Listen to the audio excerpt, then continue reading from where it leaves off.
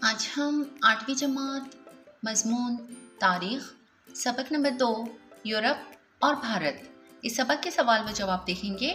अगर आपको हमारा वीडियो पसंद आए तो इसे लाइक, शेयर और सब्सक्राइब ज़रूर करना और बेल आइकॉन को ज़रूर दबाना ताकि अगली वीडियोस की नोटिफिकेशंस आपको मिलती रहे। तो चलिए शुरू करते हैं। सबक नंबर 2 यूरोप और भारत सवाल व जवाब। सवाल नंबर 1 है, सही मुतबादिल का इंतखाब करके बयानात को दोबारा लिखिए।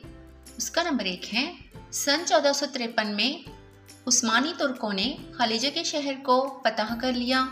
अलिफ वीनस, बे कुस्तुनतुनिया, जीम रोम और दाल पेरिस। तो इसका सही जवाब लिखना होगा कुस्तुनतुनिया। नंबर 2, सनती इनकलाब का आगाज़ खाली जगह में हुआ। अलिफ इंग्लिस्तान, बे फ्रांस, जीम इटली या दाल पुर्तगाल। तो इसका जवाब लिखना होगा इंग्लिस्तान। नंबर 3, अंग्रेज़ों की गैर कानूनी तिजारत पर खाली जगह ने रोक लगाने की कोशिश की।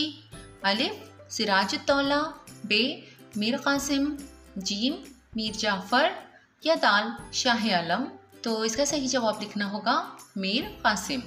तो इस तरह से आप लोगों को मुतबादिल का सही इंतखाब करके बयानात को दोबारा लिखना होगा। अब सवाल नंबर 2 है, दर्जसील तसव्वुरात को वाज़ेह कीजिए। नंबर 1, नौ आबादियात। उसका जवाब इस तरह लिखना होगा, माली व माशी नुक्ते नज़र से खुशहाल और फौजी नुक्ते नज़र से मुस्तहकम और ताकतवर मुल्क का अपनी ताकत के बलबूते पर किसी ज़मीनी इलाके पर कब्ज़ा करना और उस जगह अपना सियासी तसल्लुत कायम करना नौ आबादियात कहलाता है। यूरोपीय मुल्कों ने बर्र-ए-आज़म एशिया और अफ्रीका के ममालिक का माशी इस्तेसाल करने के लिए वहाँ कब्ज़ा जमा कर अपनी नौआबादियात कायम की। यूरोपीय ममालिक के इसी नौआबादियाती रुझान से साम्राज्यत वजूद में आई।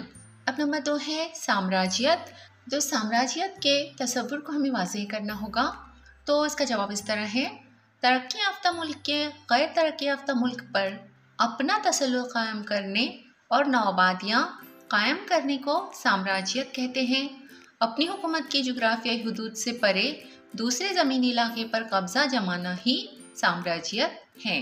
फौजी नुक्ते नज़र से ताकतवर यूरोपीय ममालिक के साम्राज्यत पसंदाना पॉलिसी के सामने एशिया और अफ्रीका के ममालिक टिक नहीं सके, इसलिए वो उनके ग़ुलाम बन गए। सनती इनक़लाब के बाद साम्राज्यत में इजाफा होता गया। 20वीं सदी में इसका खात्मा हो गया। अब उसी का नंबर 3 है, दौरे निशात-उस-सानिया। तो उसका जवाब इस तरह लिखना होगा, अहद वस्ता के निस्फ़ आखिर में यूरोप में मजहबी इस्लाह की तहरीक ने काफ़ी ज़ोर पकड़ लिया था।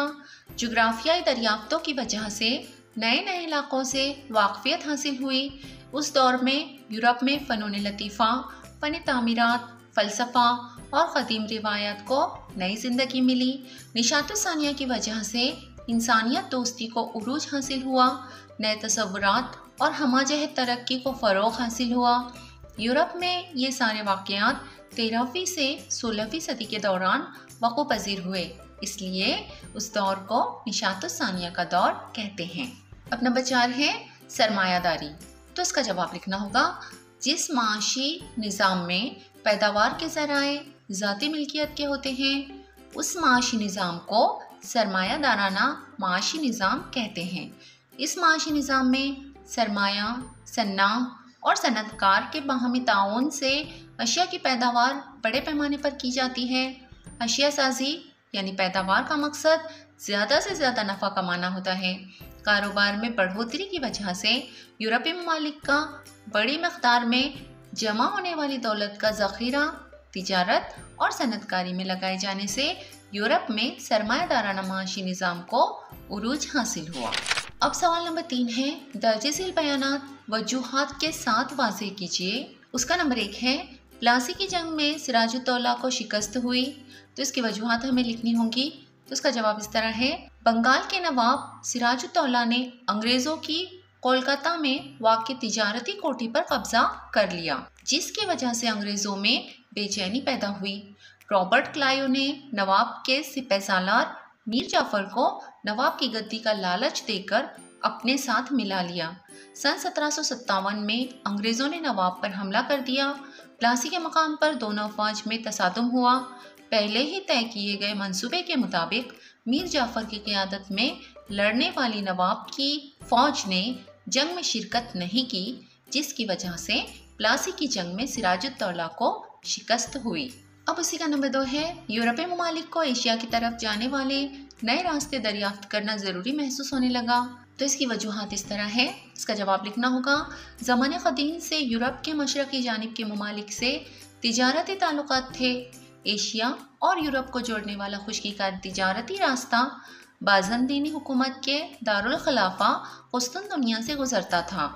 सन 1453 में उस्मानी तुर्कों ने इस शहर को फतह कर लिया था। तुर्कों ने इस रास्ते को बंद कर दिया था, जिसकी वजह से यूरोपीय ममालिक का मशरक़ी ममालिक से तिजारत का सिलसिला ख़त्म हो गया। इसलिए यूरोपीय ममालिक को एशिया की जानिब जाने के लिए नए बहरी रास्ते दरियाफ्त करना ज़रूरी महसूस होने लगा। उसी का नंबर 3 है, यूरोप के हुक्मरान तिजारती कंपनियों को फ़ौजी तहफ़्फ़ुज़ और तिजारती सहूलतें देने लगे। तो उसका जवाब इस तरह लिखना होगा। नए बहरी रास्तों की दरियाफ्त के बाद यूरोप और एशिया के मुल्कों के दरमियान एक नए दौर का आगाज़ हुआ। मशरक़ी ममालिक से तिजारत करने के लिए कई ताजिर आगे आए और तिजारत में सरमायाकारी करने लगे। तिजारत के लिए दरकार सरमाया मिलाकर बड़े सरमाए वाली कंपनियां वजूद में आई। मशरक़ी मुल्कों से की जाने वाली तिजारत नफ़ा बख्श थी। अलावा इस तिजारत से माशी खुशहाली में इजाफा होने लगा। ये बात हुक्मरानों की समझ में आने लगी। इसी वजह से यूरोप के हुक्मरानों ने तिजारती कंपनियों को फ़ौजी तहफ़्फ़ुज़ और तिजारती सहूलतें देनी शुरू की। अब सवाल नंबर 4 है, सबक की मदद से दर्ज झील जदूल मुकम्मल कीजिए। यहाँ पर जहाज़रा और उनके काम लिखे गए हैं। जहाँ पर काम लिखे गए हैं वहाँ जहाज़रा का नाम लिखना होगा, और जहाँ पर जहाज़रा का नाम लिखा हुआ है वहाँ हमें उनके काम लिखने होंगे। तो सबसे पहले काम दिया गया है, अफ्रीका के जुनूबी सिरे तक पहुँचा। तो वो कौन था, उस जहाज़रा का नाम हमें यहाँ लिखना होगा। तो उस जहाज़रा का नाम था बार्थोलोम्यूडाइस। उसके बाद है क्रिस्टोफर कोलंबस। तो इसका काम हमें लिखना होगा। भारत की तलाश में निकला हुआ कोलंबस बर्र-ए-आज़म अमेरिका के मशरक़ी साहिल पर जा पहुंचा, और काम लिखा हुआ है भारत के मगरबी साहिल पर कालीकट बंदरगाह पर पहुंचा। तो उस जहाज़रा का नाम हमें लिखना होगा वास्को डी गामा। तो इस तरह से इस जदूल को मुकम्मल करना होगा। तो उम्मीद है इस सबक के तमाम सवालात के जवाब आप लोगों को अच्छी तरह से समझ में आ गए होंगे। अगली वीडियो में फिर मिलते हैं। अल्लाह हाफिज़।